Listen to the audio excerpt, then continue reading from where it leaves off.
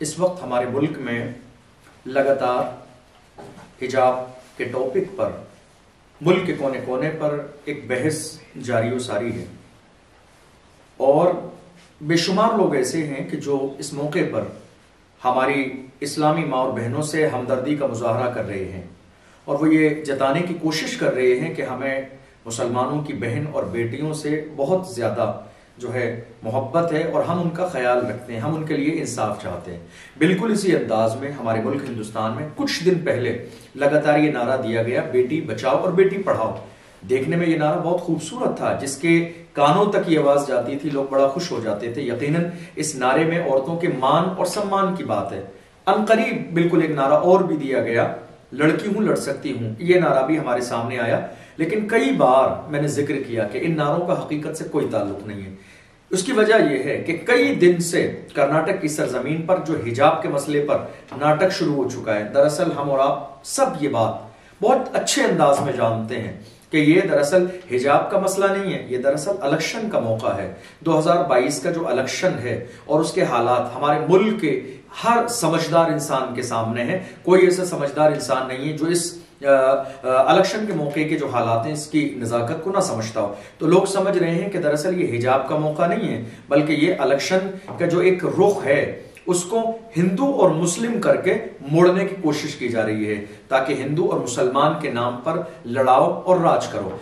कई सालों से मुसलसल ये देखा जो है जा रहा है कि जब जब इलेक्शन का मौका आता है कोई ना कोई इस तरह का मुद्दा हमारे सामने लाकर खड़ा कर दिया जाता है कि हिंदू और मुसलमान सामने हो जाएं, लड़ाई का मौका हो, फसाद का मौका हो, दंगे का माहौल पैदा हो जाए, नफरत का माहौल पैदा हो जाए। और ऐसी सूरत में जो लोग इलेक्शन की कामयाबी के ख्वाह रहते हैं वो इलेक्शन में कामयाबी हासिल करने की भरपूर कोशिश कर लेते हैं। वरना आप ये देख लीजिए, हिजाब का मसला कोई आज नया मसला नहीं है। हमारे मुल्क हिंदुस्तान की सरजमीन पर नहीं बल्कि दुनिया के तमाम जो मज़ाहिब हैं उन पर अगर निगाह डाली जाए, एक जमाने पहले से सदियां गुजर गई, हर धर्म के अंदर, हर मजहब के अंदर औरत के लिए पर्दे का तसव्वुर कहीं ना कहीं मौजूद है। सिर्फ इस्लाम नहीं बल्कि हर धर्म के लोग औरत की इज्जत की बात करते हैं, औरत के मान और सम्मान की बात करते हैं, उसकी हिफाजत की बात करते हैं, उसकी इज्जत की बात करते हैं। और खुद मजहब इस्लाम ने हर मौके पर औरत की इज्जत की बात की है। दरअसल हर औरत की जिंदगी में 3 मरहले होते हैं। पैदा होने के बाद वो किसी की बेटी है, और उसके बाद शादी हो जाए तो वो बीवी है, और उसके बाद जब अल्लाह उसे औलाद दे तो वो मां बन जाती है। इंसान की एक औरत की जिंदगी में 3 मरहले होते हैं। और अगर इन तीनों मरहलों पर हम गौर करते हैं तो इस्लाम ने एक अजीम इज्जत के मकाम मनसब से जो है इस औरत को नवाजा है। अल्लाह के रसूल सल्लल्लाहु अलैहि वसल्लम ने फरमाया, वो बेटी है तो अल्लाह की रहमत है, अगर वो बीवी है तो तकमील ईमान का जरिया है, ईमान के मुकम्मल होने का जरिया है, और अगर वो मां बन जाए यानी अल्लाह उसे औलाद अता फरमा दे तो उसके कदमों के नीचे जन्नत है। जरा गौर फरमाइए, इस्लाम ने औरत का कितना ख्याल किया। औरत के जो 3 मरहले हैं, एक बचपन है जो वालिद के घर है, एक जवानी की जिंदगी है जो शादी के बाद अपने शौहर के घर पर गुजरती है, और इसके बाद एक बुढ़ापे की जिंदगी है जबकि उसकी अपनी औलाद होती है। तीनों के लिए यह लाजिम करार दिया, वो बाप के घर है तो बाप की जिम्मेदारी है कि वो बेटी की शक्ल में उसकी भरपूर इज्जत करे, मान और सम्मान दे। जब शादी हो गई तो शौहर को जिम्मेदारी दी गई, तेरे तकमील ईमान का जरिया है, इसे मारना नहीं है, सताना नहीं है, गाली नहीं देना है, बुरा नहीं कहना है, इसको भूखा नहीं रखना है, मायके के बारे में कोई ऐसा जुमला नहीं बोलना है कि उसके दिल को तकलीफ हो। और जब अल्लाह उसे औलाद दे तो अल्लाह के रसूल सल्लल्लाहु अलैहि वसल्लम ने बाज़ाब्ता फरमाया उस मां के कदमों के नीचे जन्नत है। अब औलाद को पाबंद कर दिया गया कि खबरदार किसी भी कंडीशन में, किसी भी सिचुएशन में इस मां के साथ कोई ऐसा जुमला इस्तेमाल नहीं करना कि उसके दिल की तकलीफ का जरिया बन जाए। तो इस्लाम ने औरत को हर मरहले में इज्जत दी है। दरअसल आज मजहब इस्लाम के हवाले से लोग जबानें खोल रहे हैं, नुक्ताचीनियां कर रहे हैं, इस्लाम को टारगेट कर रहे हैं। वो हिजाब के इस मसले को लेकर, दरअसल मसला हिजाब का नहीं है। इस्लाम जो एक आलमगीर मजहब है, एक जमाने से इस्लाम दुश्मन ताकतें इस्लाम और मुसलमानों को लगातार टारगेट करती नजर आ रही हैं और इस्लाम और मुसलमानों को बदनाम करने की हर मुमकिन साजिश करती हैं। वरना आलम यह है कि आज हम हमारे मुल्क के कोने कोने पर नजर डाल लें, वो लोग जो औरत की इज्जत की बात करते थे, औरत के मान और सम्मान की बात करते थे, अभी तक हमारे मुल्क हिंदुस्तान में उनकी जबान से एक जुमला किसी ने नहीं सुना कि आज जो औरतों से हिजाब छीनने की बात की जा रही है, उनको नंगा पर्दा पब्लिक के सामने लाने की बात की जा रही है। लेकिन इत्तेफाक ये है कि जो लोग अब तक औरतों के मान और सम्मान की बात कर रहे थे, उनकी जबान से एक जुमला भी इस मौके पर निकलने के लिए तैयार नहीं। और तो और कई ऐसे लोग हैं जिनको बाज़ाब्ता लोग अपना लीडर तसव्वुर कर रहे हैं, जब उनके सामने ये जिक्र कर दिया जाता है, मीडिया की टीम उनसे सवाल कर लेती है कि कर्नाटक की सरजमीन पर जो हिजाब का मसला चल रहा है उसके बारे में आप क्या कहते हैं, तो वो तो जबान से यही कह देते हैं कि साहब मैंने सुना नहीं, मुझे समझ में नहीं आ रहा कि आप सवाल क्या कर रहे हैं। जरा गौर करें मुसलमान, आज हमारे मुल्क में बेशुमार लोग एक जमाने से लेकर आज तक अपने आप को सेकुलर होने का दावा करते आए हैं कि साहब हम सेकुलर हैं, लेकिन ऐसे मौके पर जब जब मुस्लिम मसाइल निगाहों के सामने आते हैं तो उनकी हकीकत खुल के सामने आ जाती है। आलम यह है, औरत के हवाले से कुछ लोगों ने एक गलत मैसेज हिंदुस्तान की सरजमीन पर जाहिर करने की कोशिश की। वो मैसेज ये था कि इस्लाम औरतों को कैद कर देता है, इस्लाम औरतों को कैदी बना देता है, पर्दे में रखकर औरतें कैदी बन जाती हैं। दरअसल ये मिजाज गलत है, ये सोच गलत है, ये फिक्र गलत है, ये सोच इस्लाम के खिलाफ एक प्रोपेगेंडा है, ये सोच इस्लाम के खिलाफ एक साजिश है। हिजाब औरत के लिए कैदी बनने का मामला नहीं है, औरत हिजाब पहनकर कैदी नहीं बनती है, बल्कि हिजाब पहनने के बाद उसकी अपनी इज्जत महफूज हो जाती है, वो बाइज्जत बन जाती है।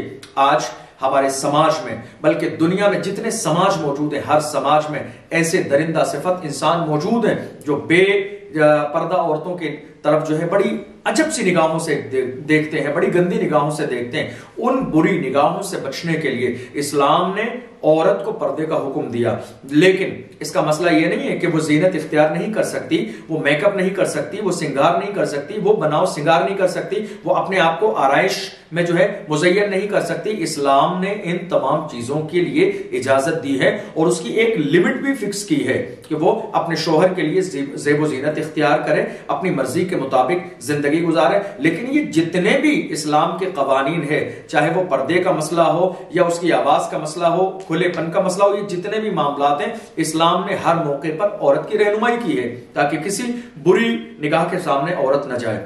आज आलम यह है कि लगातार हिजाब के मसले को लेकर एक बयान मुकम्मल जारी किया जा रहा है। कुछ लोगों ने तो यहां तक कहा कि आपको हिजाब पहनना है तो आप पाकिस्तान चले जाइए। उन लोगों से मैं जरा कहना चाहूंगा कि हमारी मुसलमान माएं और बहनें, हमारी बेटियां हिजाब भी पहनेंगी और हिंदुस्तान में रहेंगी, इसलिए कि हिंदुस्तान किसी के बाप की जागीर नहीं है।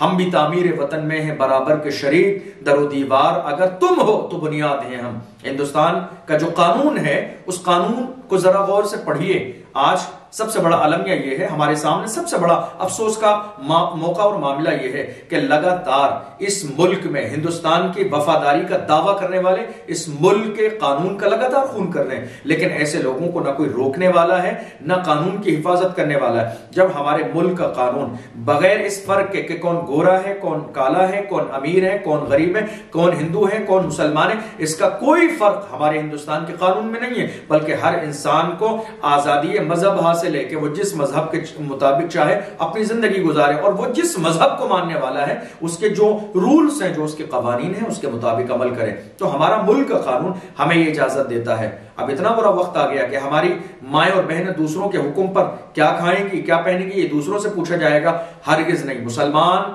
किसी भी तौर पर जो अल्लाह और उसके रसूल का फरमान है, इस मामले में समझौता हरगिज नहीं करेंगे। मुसलमान औरतें हिजाब लगाएंगी, मुसलमान औरतें अपने जिस्म को छुपाएंगी। दरअसल मसला क्या है? अगर हम औरत के लफ्ज पर गौर करते हैं तो औरत का मतलब ये छुपाने के, यानी हर इज्जत वाली चीज, हर कीमती चीज छुपाई जाती है, वो छपाई नहीं जाती है। हर कीमती चीज को छुपाया जाता है, उसकी नुमाइश नहीं की जाती है। अगर आपके पास दौलत है, आपके पास माल है, आपके पास सोना और चांदी है, हीरे और जवाहरात हैं, क्या करते हैं आप? अपने घर में सबसे अंदर तिजोरी में अंदर छुपा के रखते हैं या फिर रोड पर लोगों के सामने लाके जाहिर कर देते हैं? नहीं, जो जितनी ज्यादा कीमती चीज होती है उसको छुपाया जाता है, उसको छपाया नहीं जाता है। लेकिन इस वक्त में लगातार मुल्क के कोने कोने में, और ऐसा नहीं है कि ये आज हिजाब का नया मसला है, ऐसा नहीं है, बिल्कुल भी नहीं है। हिजाब का ये मसला बहुत पुराना है। एक जमाने से हमारी माँ और बहनें हिजाब पहनती हुई नजर आई। और दूसरे अगर हम बज़ाहिर में देख लें, सिख समाज के अंदर देख लें, बाज़ाब्ता हिजाब अपने अंदाज में, तरीका अलग हो सकता है, अंदाज अलग हो सकता है, लेकिन हिजाब मौजूद है। हिंदू समाज के अंदर देख लें, हिजाब मौजूद है। किसी भी समाज की हमारी माँ और बहनों के अंदर देख लिया जाए, पर्दा मौजूद है। दरअसल पर्दा कैद नहीं है, पर्दा कैद नहीं है, पर्दा उनको कैदी नहीं बनाता है, बल्कि पर्दा उनके हुस्न को गैरों की बुरी निगाह पड़ने से छुपा लेता है, ताकि दरिंदा सिफत इंसानों की नजर उनके चेहरे पर ना पड़े, ताकि वो उनको नुकसान पहुंचाने की कोशिश करें। लेकिन अलमिया ये है, आज मुल्क के कोने कोने में लगातार इस्लाम और मुसलमानों को टारगेट करने की कोशिश की जा रही है। हालांकि दुनिया ये बात जानती है कि ये जो 2022 का इलेक्शन है, दरअसल ये एक प्री प्लान तैयार किया हुआ एक एजेंडा है मुसलमानों को तकलीफ देने का, हिंदू और मुसलमानों के दरमियान नफरत फैलाने का। और सही बात यह है कि इस वक्त में जो कर्नाटक की सरजमीन पर हालात खराब हुए और जो उसका असर था हिंदुस्तान के अलग अलग शहरों में पहुंच रहा है, दरअसल इसका जिम्मेदार कौन है?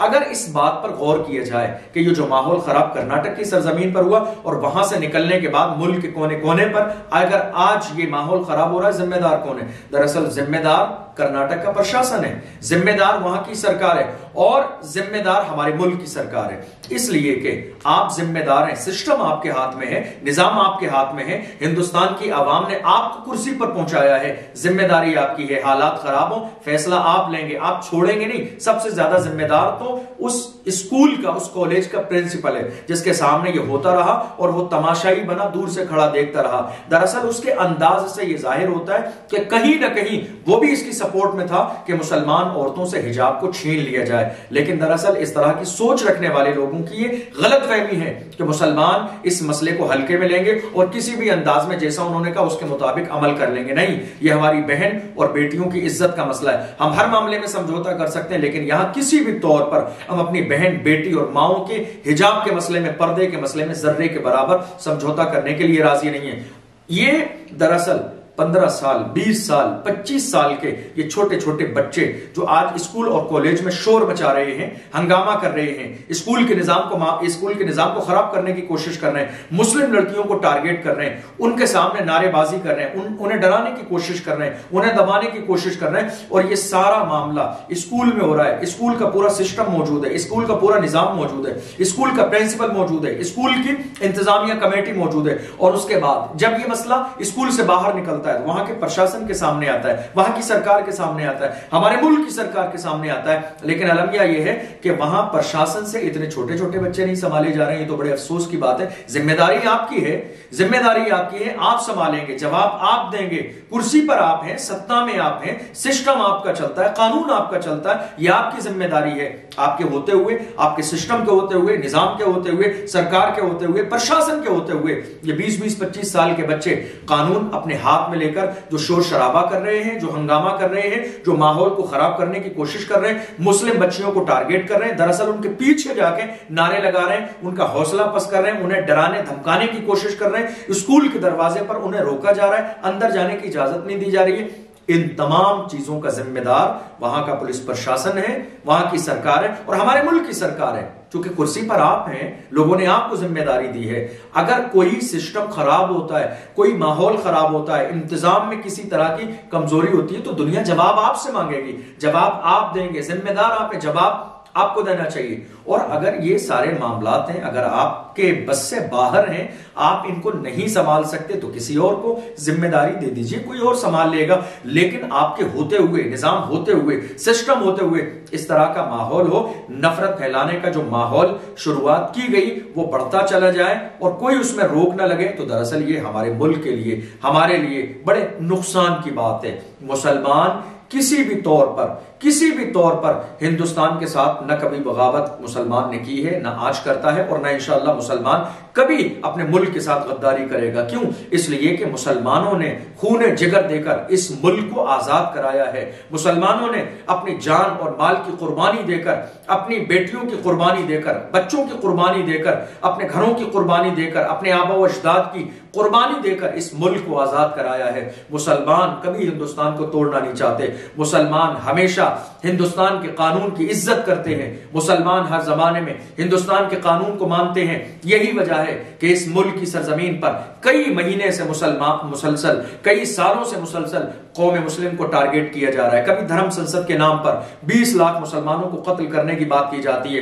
कभी मुसलमानों को मारने की बात की जाती है, कभी मुसलमानों को हिंदुस्तान से निकालने की बात की जाती है। लेकिन उसके जवाब में मुसलमान सिर्फ हुकूमत का दरवाजा खटखटाते हैं, चूंकि मुसलमान आज भी मुल्क के कानून की इज्जत करता है। लेकिन ये कौन लोग हैं जो हिंदुस्तान के कानून की इज्जत नहीं कर रहे हैं? कौन लोग हैं ये जो हिंदुस्तान के कानून की इस तरह बेइज्जती कर रहे हैं, जब हिंदुस्तान में कानून मौजूद है और हमारे मुल्क का कानून हमें अपने मर्जी के मुताबिक जिंदगी गुजारने का, हमारे धर्म के मुताबिक जिंदगी गुजारने का मौका देता है? तो आखिर ये कौन लोग हैं जो हमारी बहन बेटियों से पर्दा छीनने की कोशिश कर रहे हैं, हिजाब छीनने की कोशिश कर रहे हैं?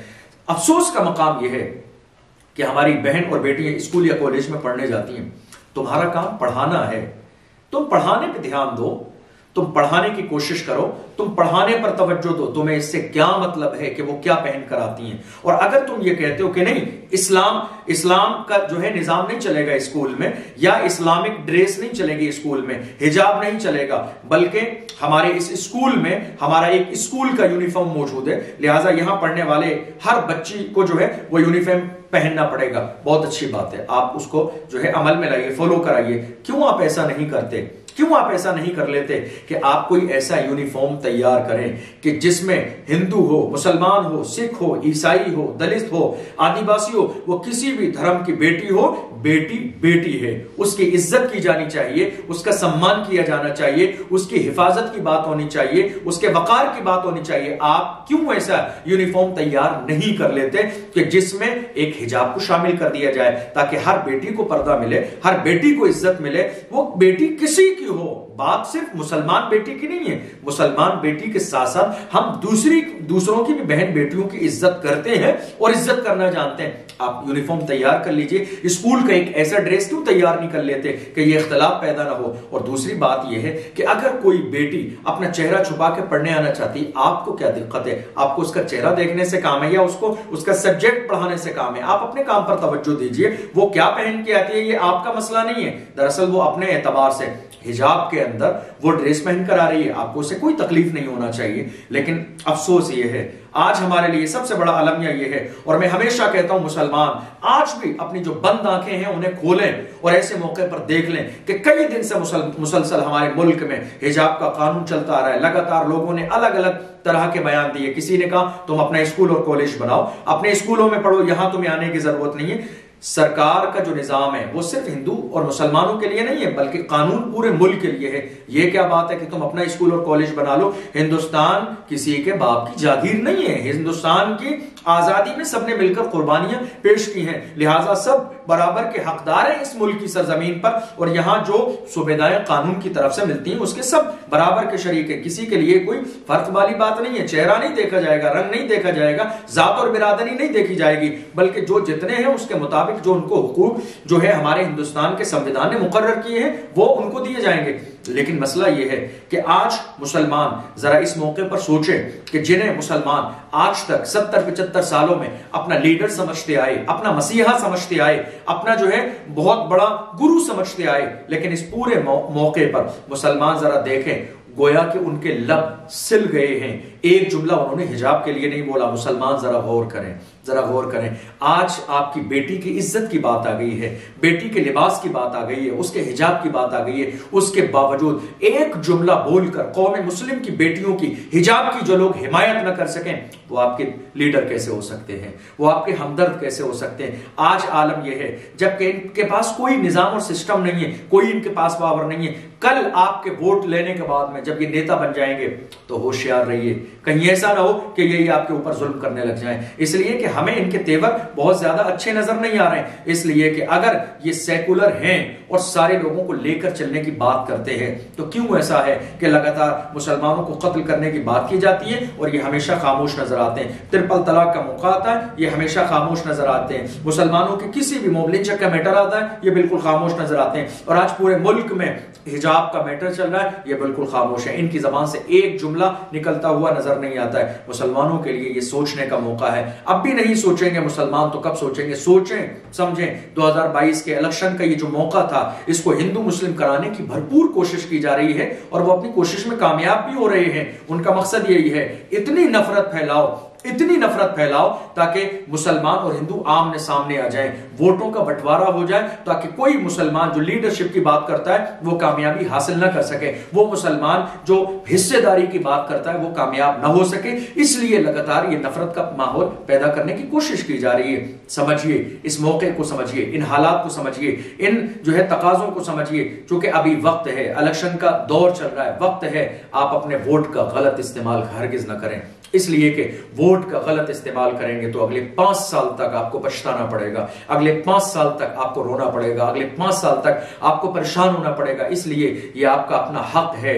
जरा गौर कीजिए, सोचिए, समझिए, अपनी बहन बेटियों की इज्जत के बारे में जरा गौर कीजिए। कौन आपके मसाइल पर बात करता है, कौन आपके मुद्दों को पार्लियामेंट में उठाता है, कौन आपकी हिमायत करता है, किसे आपका दर्द है, किसको आपकी फिक्र है, इन सारी चीजों पर नजर डालने के बाद में तब जाकर अपना कीमती वोट का इस्तेमाल कीजिए, क्योंकि ये आपका अपना हक है।